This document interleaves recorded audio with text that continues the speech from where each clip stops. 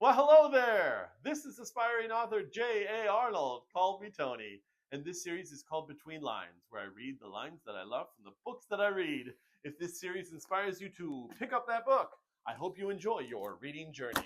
This book comes to us from Nnedi Okorafor, called Death of the Author. One moment I was on my own, and then I wasn't. Zelu, having been fired from her adjunct teaching position and denied publication of her most recent novel, decides to write something completely unexpected. Rusted Robots is her foray into fearlessness. Zelu doesn't write science fiction, and yet, without realizing it, she wrote from a place of needing to belong. Hearing from her friend and then from her agent that she has a bestseller on her hands, Zelu's prospects skyrocket her into stardom. This excerpt is from her movie adaptation of Rusted Robots. Her novel was set in Nigeria after humanity had died off. The robots populating that world carried digital DNA left behind by their creators. Zelu had written her characters as holding African DNA. She hadn't fully expected her readers to understand this, but it was at the heart of the plot, just as much as the theme of humanity was. The drama, the twists, the communities, the languages, the accents, all the robot stuff was drawn from Nigerian cultures and people and politics. All this, the movie chopped away. Ankara's character had been renamed Yankee, and Ijela was Dot. Zelu had known this from the trailer, but it only went downhill from there.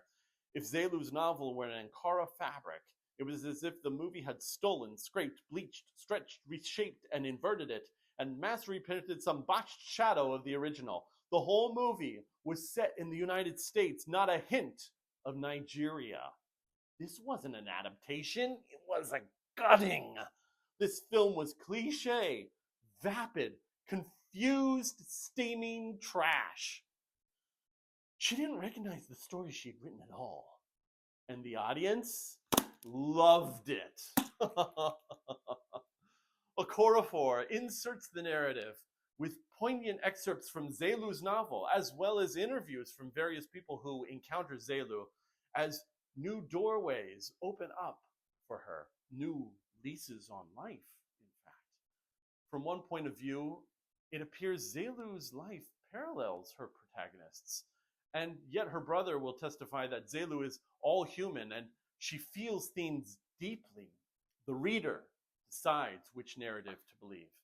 It's amazing, to think all this impact and influence came from writing.